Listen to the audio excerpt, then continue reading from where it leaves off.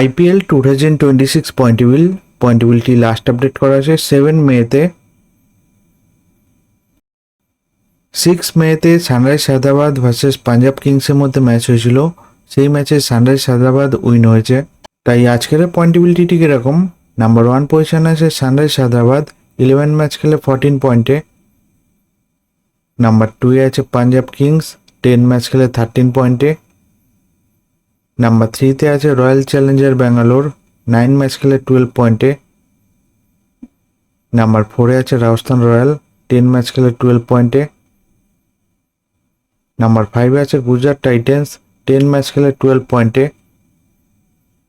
Number 6 আছে Chennai super king, 10 match খেলে 10 পয়েন্টে।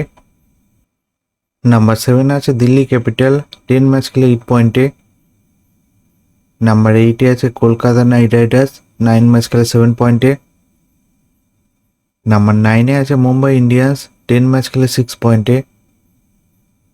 নাম্বার 10 আছে লখনৌ সুপার জায়ান্ট, 9 ম্যাচ খেলে 4 পয়েন্টে। এই আইপিএলের পয়েন্টেবিলিটি লাস্ট আপডেট করা আছে 7 মেতে। ভিডিওটি ভালো লেগে থাকলে লাইক কমেন্ট শেয়ার করবেন।